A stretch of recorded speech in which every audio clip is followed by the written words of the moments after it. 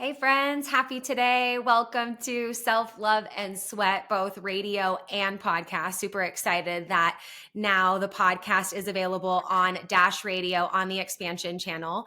And I think I'm even more excited that Megan is here with us too. Megan Gallagher. What's up, sister? How are you?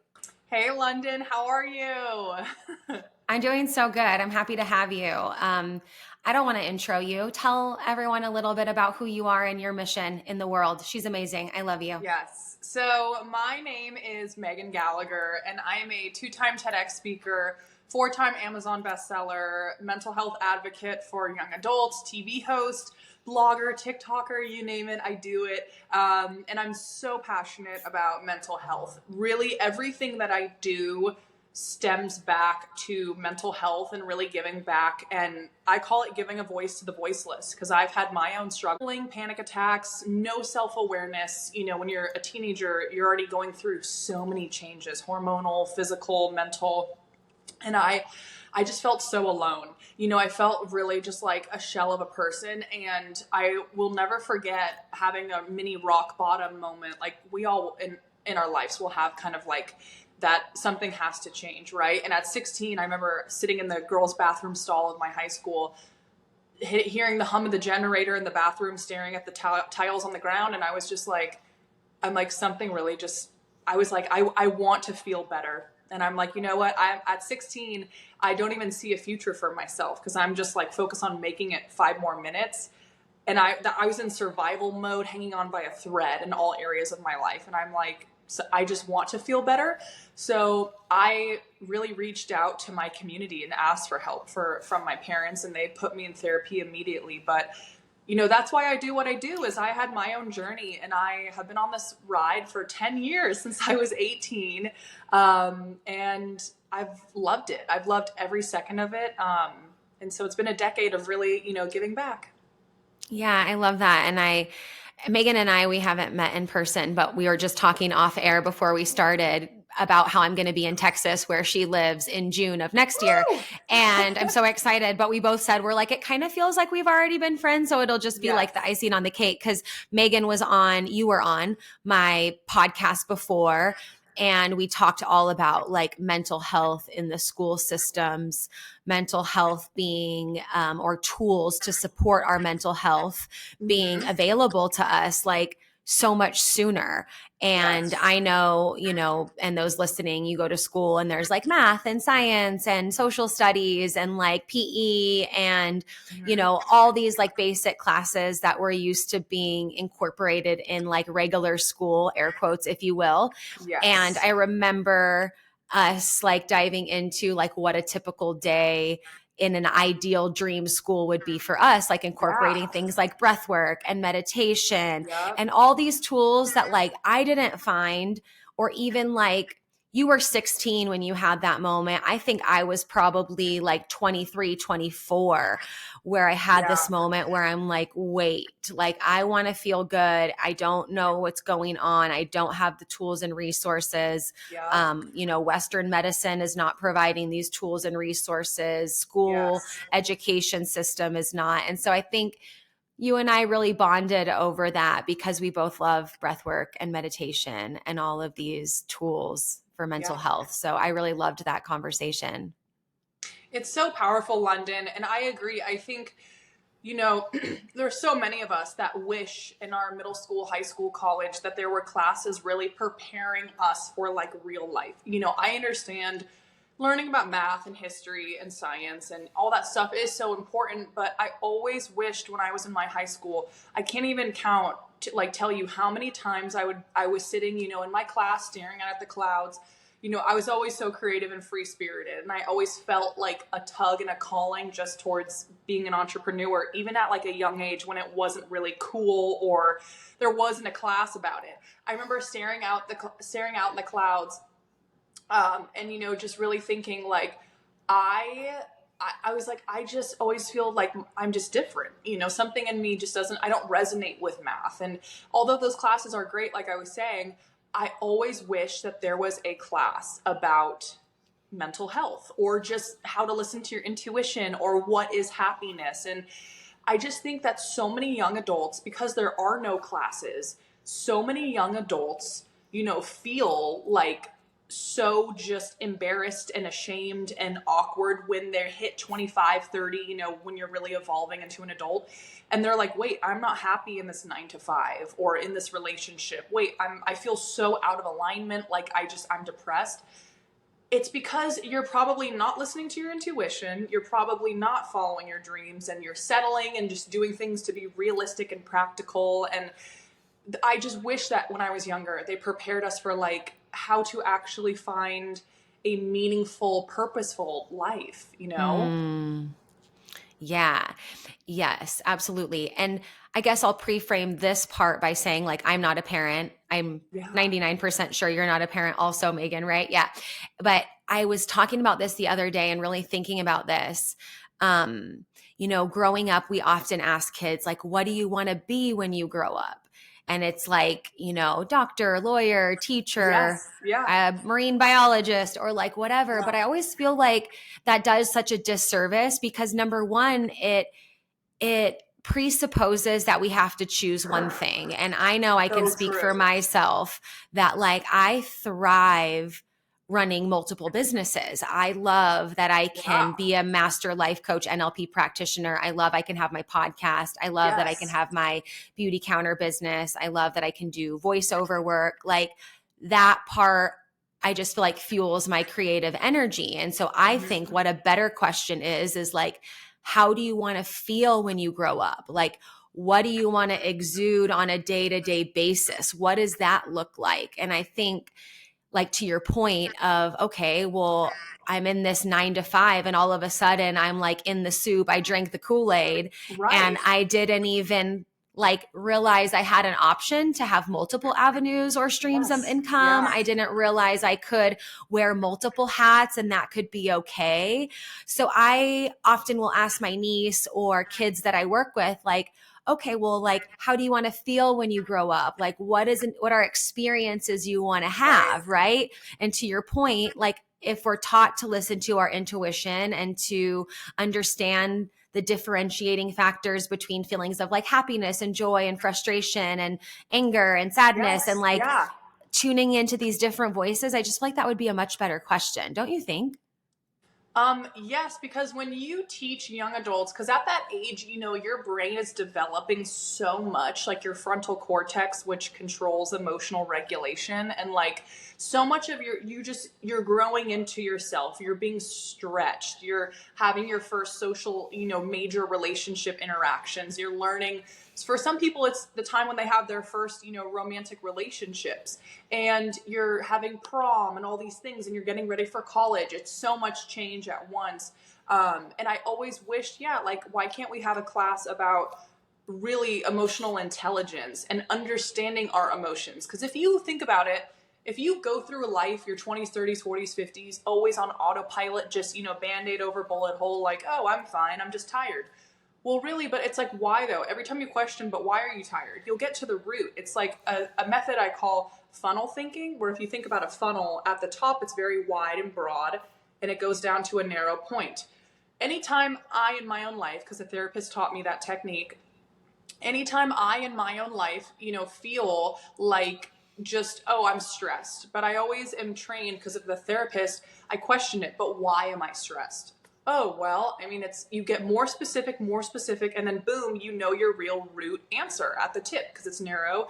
And I always just wish, there was a class about like understanding our emotions, because you want to go through life being mindful. And that's why I love practices like journaling and breath work, and where you can actually label the emotion. And, how do I feel? Well, I feel, depressed or nostalgic, sad, not good enough, insecure, anxious, uncomfortable. Like, really label it, and don't be afraid to label it. And that's a part 2 of what I wish was taught in my school was, not having guilt or shame or embarrassment with these emotions. Like, just knowing that it's so normal, and everyone, all 8 billion humans on this planet, we all feel the same emotions, just in a different way, and they manifest a little bit differently. Mm-hmm. But to know that anything related to mental health or just the holidays, it's a lot of emotions to navigate. It's so normal. like knowing it's normal releases, because mental health can bring so much guilt and shame and embarrassment and isolation with it, but you gotta like let that go, you know? Yeah. I don't know if we talked about this on our last episode. We might have, but the feelings wheel. Do you use the feelings wheel? Do you I know what that is? love the feelings wheel. Yeah, same. And for those of you listening, it's like, I think it's like thefeelingswheel.com or feelingswheel.com. You can just find it for free. And Yes. it's like this Yes. wheel of all these different colors and a lot of different words for different feelings and emotions. And at first, I thought I would be overwhelmed by having a lot of different Yeah. words for different feelings, but actually it was super empowering to be like, Yep. okay, what's the difference between like sadness and despair and resentment? And another book that I love is Atlas of the Heart by Brene Brown. And she does a really good job at putting Ooh. like solid definitions to some of these emotions. And I think, Yeah. like you said, it might be like a closet that we think there's a monster in that we're like afraid to look in. But Really. I highly encourage anybody listening, and I'm sure you would too as well, Megan, like look at the feelings wheel, like just read through it, Love look through that. some of the different words because there are some differences and it's not always just like mad, sad, glad, or like I think Brene Brown says it or someone said it, like Dr. Seuss words for our emotions, Yeah. like mad, sad, glad, bad. It's like there's so many other Oh my gosh. juicier options, don't you think? Yes, I agree. And not just this, yeah, not just like, oh, I'm just tired. It's like, specify it a little bit. But what are you really? Are you feeling depressed, sad, fatigued, lethargic, burnt out? You know, really get, because the more, I've realized this, the more specific you get, you're only helping yourself feel better and actually figure out a solution and feeding, you know, filling your cup. I think sometimes people can be raised, depends on the household that you grow up in. I feel like I got lucky because, you know, I grew up in a household where my parents really encouraged my sister and I, like, feel your feelings. This is a safe household. Express yourself. We will hold the space for you. And I know not everyone grows up in households like that. And I think how you're raised, like from ages, you know, like you're like a sponge. You're absorbing your environment, and that like shapes your foundation. Of course, you can do healing work later on in life, but people really are raised and conditioned. Like when you're born, if you imagine like Play-Doh straight out of the can, no one has touched it, fresh. And then ages 2, 3, 4, you're slowly getting molded and shaped, different edges and morphed. And then all of a sudden, you know, you're 25 years old, your community, your household, religion, your parents' marriage, all of that shapes you and how you view the world, your belief about love, what is possible with money, what communication looks like. So if you grow up in a household where there is extreme like addiction and abuse and you're walking on eggshells all the time and it's like survival mode, not only is your nervous system wrecked, but that's like your normal because you grew up with that. So you're going to probably attract relationships that are toxic and very like survival mode, abusive.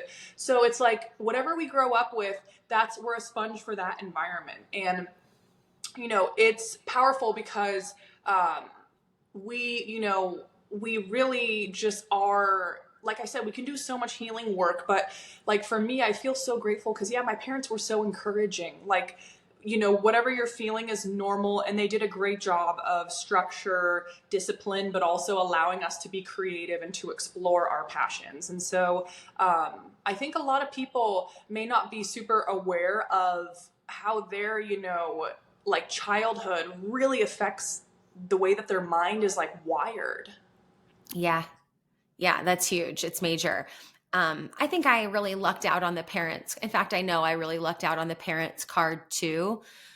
Looking back and remember our memories are like only 50% accurate anyways, right? So it's like I Yeah. always pre-frame that too because yeah, looking back, I definitely my dad was a coach growing up or he, you know, was my whole life and so it was definitely more like suck it up, find a way, figure it out. I don't think that my emotions and my wide range of emotions were as honored as maybe yours were. It was more just kind of like Yeah. get over it, move on, find a way, push through. Interesting. And I'm really grateful for that, because now through this healing journey, I'm like, Yeah. oh, hells yeah. I like that quality about me. I like my find a way, get her done, like push through, Yeah. mentality. But I've also found a little bit more softness and grace for myself, because Yeah. my parents were just imperfect beings, humans doing the best with the tools that they've had. And I love the work I've done on communication and this Love work, it. because now I get to have these really powerful and profound conversations with my parents. Yeah. And luckily, they're not like defensive of like, oh, you're like they're very open Yeah. to these conversations and open to improvement, which I absolutely love. But, you know, I know you do a lot of speaking and you go to like schools, high Hmm. schools, junior highs, all the things.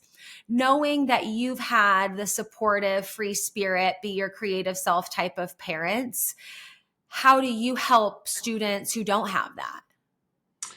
That's a great question. And honestly, that comes up more times than you would even imagine. Like over my career, the past 10 years, if I think back on all of the, middle school, high schools, colleges, even Fortune 500 companies, but especially the schools that I've spoken at, you'd be so shocked as to how many kids grow up in households where they do not feel heard and seen and understood. And for me, I can sometimes tell, sometimes not, but I can sometimes tell the kids who really are growing up in difficult homes, because when I speak and when I share my stuff and it inspire them, they're like, what? It's like I'm opening a world that they never knew existed. They were like, wait, what I'm feeling has a name. It's anxiety. Mm, I'm not crazy. Like, oh, so maybe this relationship is toxic. Like they can label things. And I feel like for me to be able to give that gift to people of being able to label and identify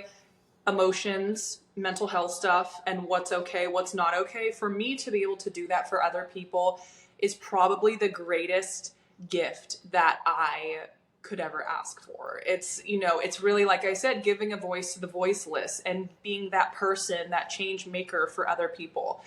Because I remember when I was in high school, even though I grew up in a great household, I still struggled so deeply with mental health issues because there was no conversation, no self awareness.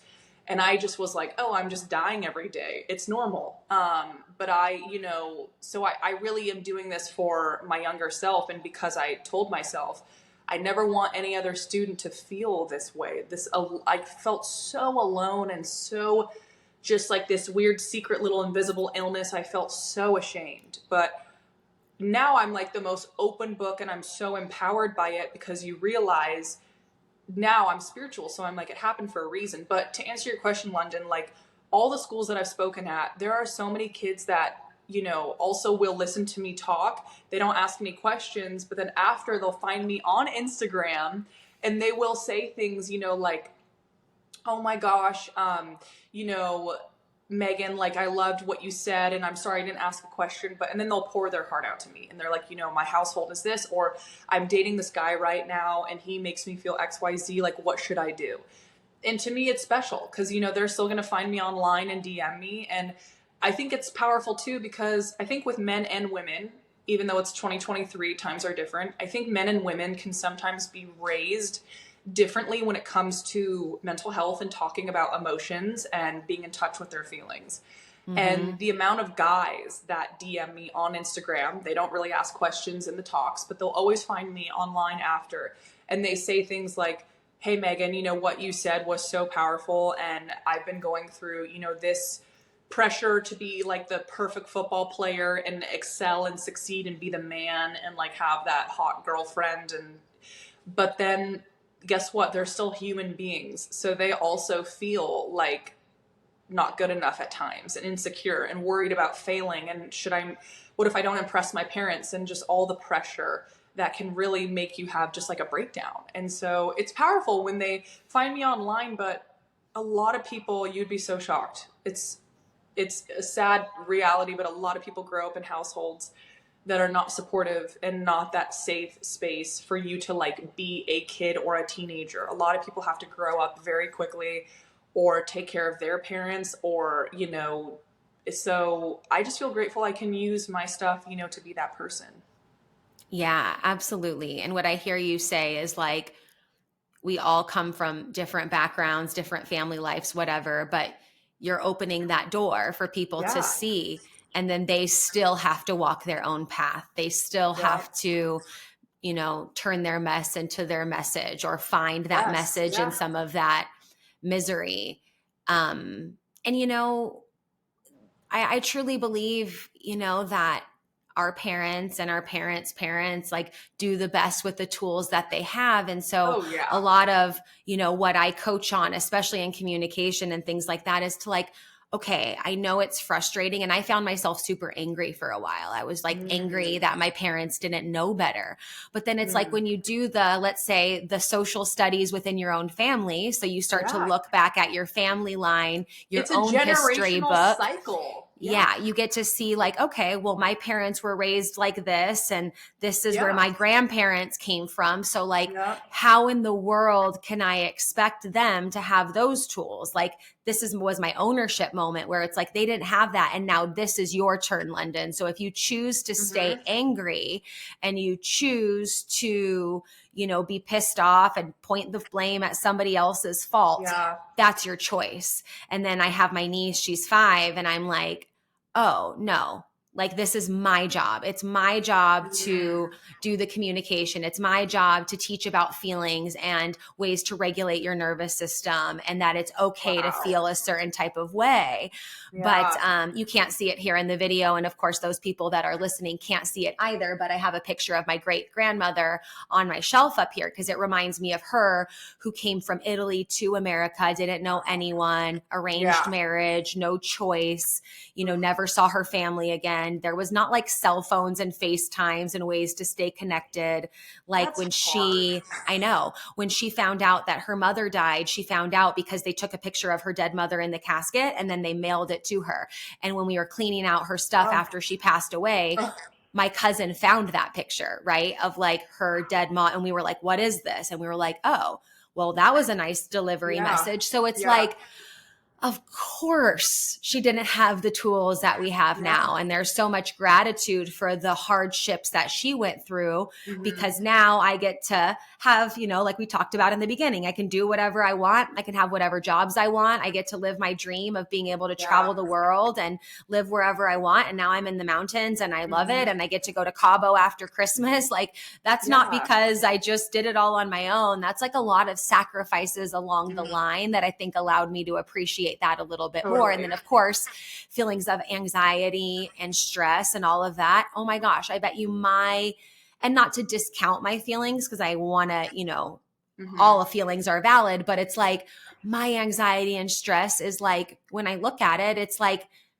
grains of sand compared to the mounds of stress and anxiety she must have felt, moving to a different country and not having her all these different things. And so I just share that because that's been so healing for me. And I think we have to look back. We have to like do our own social studies work, and like go back in our own history class of our own family line. And like you said, that funnel where it's like you get to that point where you're like, oh, I can't do anything but say thank you. Like I am no longer angry. Like I am so grateful for all of that foundational groundwork that led me to be where I am at now, like it gives me goosebumps even talking about it right now. Yeah, and it's so powerful what you just said, Lunden, because it's like, honestly, I agree too. Like let's be real. No matter how amazing your childhood was, we all have stuff. We all have baggage. Nothing is perfect. And it's a powerful thing because in the healing journey, I call it undoing the doing. Something was once done, but you're peeling away those layers. And for most adults, not all, but the ones that are self-aware and are open and on that healing journey, their walkabout, I call it, like in Australia, they're on their walkabout, when you reach, I think like 25 and just beyond in those years, 26, 27, 28, 29, 30, as you literally just start looking back and questioning things, which is good. That's a part of the journey. You question, did I really love this tradition and this belief about love and the way that my parents were strict and, did this and that and that. And, you have to realize that it is, it's so powerful when you can, go through kind of the 7 stages of grief where maybe you feel angry, but you feel into it, and then you maybe, you know, pass through different emotions of gratitude and acceptance and etc. And for me, I know for sure, like when and you look back at maybe your parents, the way that they were raised, maybe they're just doing the best that they could with what they knew, you know? I mean, if we think about it, our parents, mine grew up in the late 70s, early 80s. Times were very different. And then if you look back a different generation, my grandparents grew up in the 40s and 50s, you know, like they grew up, it was very much survival, depression, after the depression, you know, just get a job, just go to college, and you're the Betty Crocker at home if you're a girl. Like, times were so different. My grandma got married at 22 and had her first child at 23, you know, and it's fascinating to me. And she's been through so much. Like, she's, you know, been a widow like she's been through a lot, and she's still so strong. And I just think that generation, you know, went through so much, but no one talked about things. You know, it was just very much like, oh, mental health under the rug. Oh, you know, you're, you know, gay or lesbian, or, oh, under the rug. And it makes me sad to think back. I feel so grateful to grow up in this generation, because, you know, it makes me sad to look back and to think about how much shame and isolation people went through in that day and age, where, God forbid, they didn't want to go to college, or they resonated with a different sexuality. I mean, they were just like shunned, or they had to push it down. And I feel like when you bottle up your emotions, or when you suppress who you really are, it just manifests in such unhealthy ways. Or you want to drink away the pain, or you think something is wrong with you, but it's so not true. And so I think, just like the whole Parenting Forgiveness Act, it's a really beautiful journey when, you can get to a point and look back, like for you, Lunden, and be like, you know what? I'm so grateful, because all of that conditionings and the teachings and the way that I grew up, it did somehow shape me into this successful person that I am today. It did give me the drive. And, you know, like for me, sometimes, you know, I look back and I'm like, my anxiety, though, it did motivate the crap out of me, because I'm like, I never want to feel this way again. So it serves a purpose. And I really think in those moments, I think of all of my favorite leaders and speakers and gurus that I look up to, like, you know, Ed Milet or Tony Robbins. I mean, they grew up in very difficult households. Like, Tony Robbins had an abusive alcoholic mother, grew up extremely poor, you know, but if he didn't have that upbringing, he would not be the person that he is today. That gave him so much drive, and it probably taught him a lot about reading people and just so many little skills that shaped him into the powerful speaker that he is today. And I would never say that childhood is so not difficult and traumatizing, but it all serves a bigger purpose. And that's why I always say, you know, it's happening for you, not to you. But I think it's just, life is one giant, you know, unlayering, removing, healing, going inward. And we're all on this journey. All humans are. So. Mm-hmm. I love everything that you just said.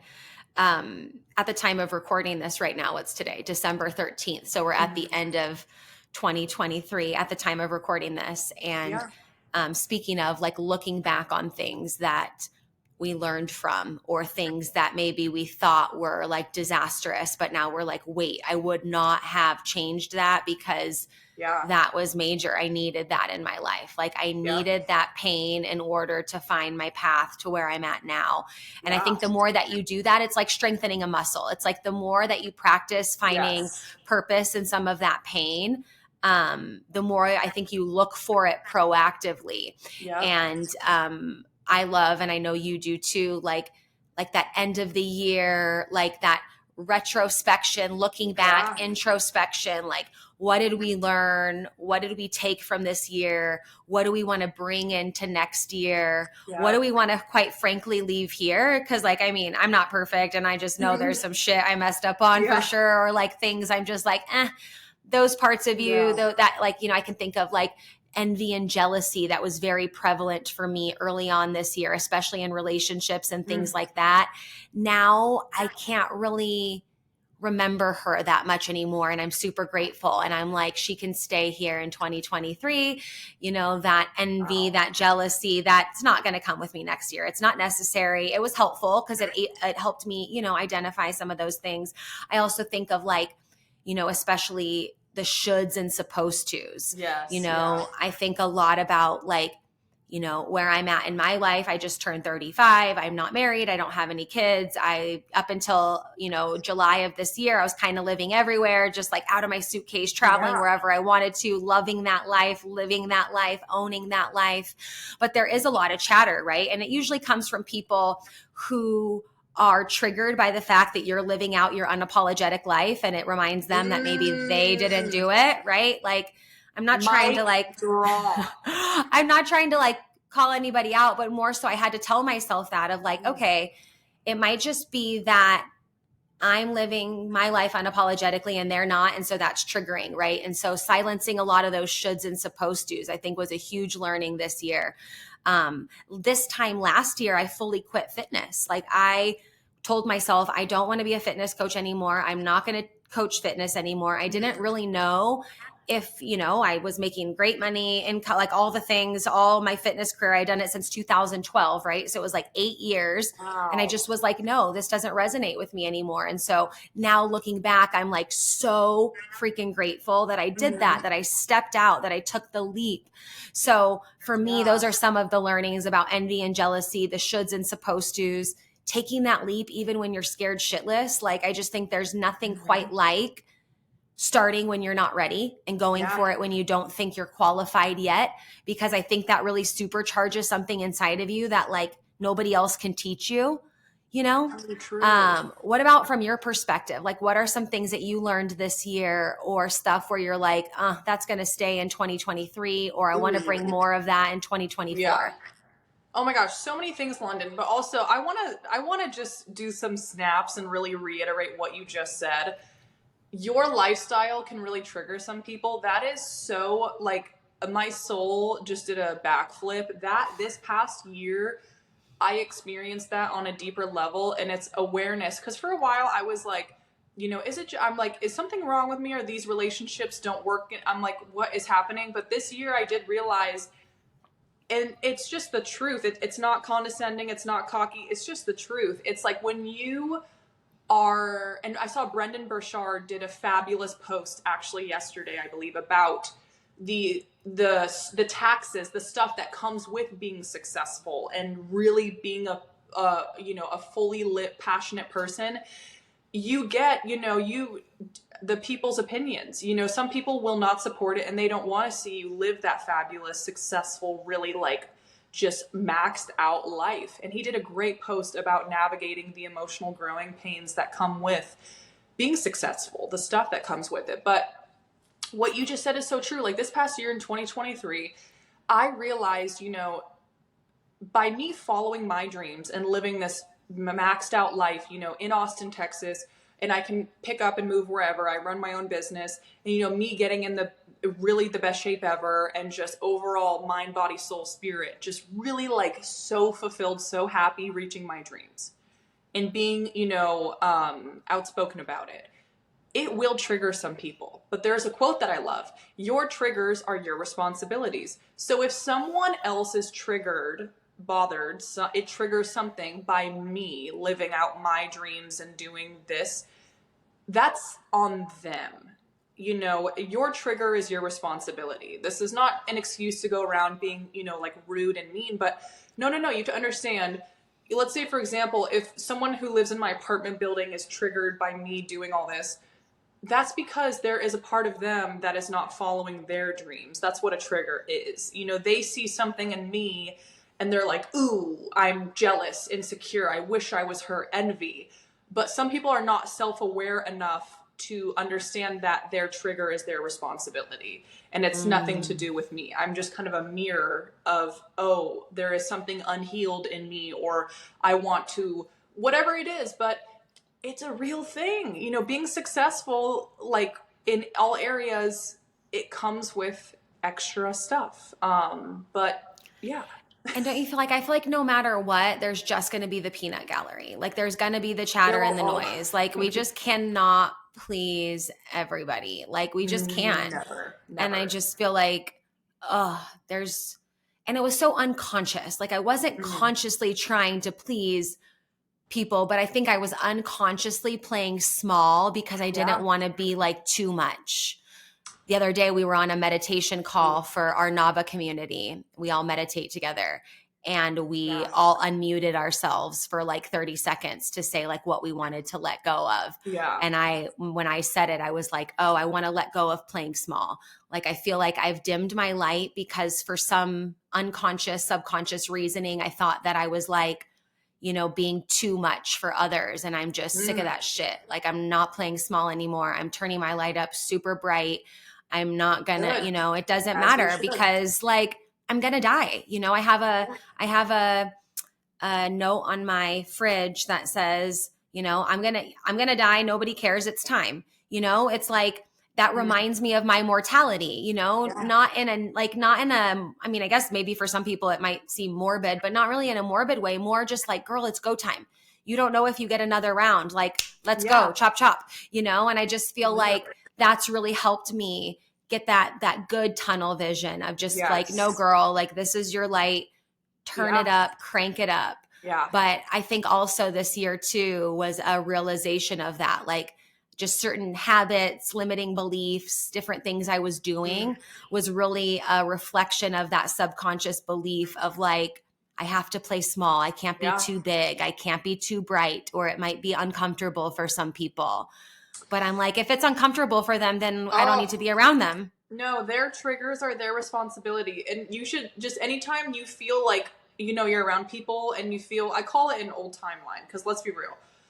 There will always be people, throughout our whole life, the more successful we get, it doesn't matter how we become a billionaire. There will always be people who are bothered by it. But I say this, I have all the affirmations in my iPhone all the time. Their triggers are their responsibility. And also, let's be real. The people that are also on that path of following their dreams and pushing it and really maxing out, they'll never have a opinion or a problem with you following your dreams. It's always people that are like either doing, and I'm not trying to sound condescending when this comes out, but are doing less than you or just not on that path. So, what you said is so powerful. And it's like, when you realize also that this is something that I love to tell myself. If I feel like uncomfortable in life and like, just like I'm really being stretched and out of my comfort zone, it means you're doing something right. So congratulations. I think as a society, sometimes, we can tell ourselves, oh, like if I feel like I'm, not dying, but if I feel like I'm comfortable because I'm doing so many things and growing and doing things outside my comfort zone and really living in my light, it means you're doing something right. It means you are growing and you are growing at a fast rate. Whether that's living in a different city from your family, traveling to a foreign country. Of course, the nerves, the fear, all that, but those are good nerves and good fears. So congratulations, keep on doing things outside of your comfort zone. I think for me too, I've had so many friendships this past year dwindle away, which has been painful at times, but I also trust I would rather follow my dreams to the max and be surrounded by like-minded, high vibe people than anything else. So to me, I listen to my intuition. When a relationship starts feeling like you're putting on a pair of pants from when you're 5 years old, it just doesn't fit. I'm like, this has reached its expiration date. I totally feel that. And I think as we go into 2024 and we're ending 2023, it's a great way, to reflect, what are you proud of? What do you want to bring into 2024? And I feel like for me, I definitely, this past year, I learned so much about myself. This chapter in Austin, Texas, a lot of unexpected life moments, but it taught me so many things. Mm-hmm. Hmm. I have one more thing I want to bring up because you brought up Brendan Burchard, and then it made me think of his book, High Performance Habits. Then it made me think of this Mm-hmm. book I recently read. I'm really moved by books. I love to read. And I Yeah. remember Brendan Burchard wrote this book, High Performance Habits. And that's the book that I read right before I quit my job in Austria to Wow. pursue my own thing. And I remember being like at a photo shoot, getting my hair and makeup done and reading that book. And like every Mhm. second I got, I was like glued to that book, and it like Mm, changed me. It I love profoundly that. changed me. And then recently I read this book. I joined a book club since moving to Utah. I've been wanting to meet I new love people. So that. I joined a book club. The first book we read was called Anatomy of the Spirit by Caroline Miss. I highly recommend it if you haven't read Wow. it. It's so Yeah. good. Okay, I like there's so many mic drop moments in that book. Speaking of mic drop moments, you're gonna like, and the audiobook, the book I guess is a lot longer, but the Hmm. audiobook is 2.5 hours. So I've listened to it like 4 times now. I'm Ooh, that sounds really obsessed. good. Yeah, yeah. Obsessed. I think I've like told everybody that I love they need to read it. So one of the things that she says that totally changed me, and I know Hmm. is going to be like the trajectory for 2024 for me. She says the first marriage you have needs to be to yourself. Mm. The first Ooh, marriage you have needs to be to yourself.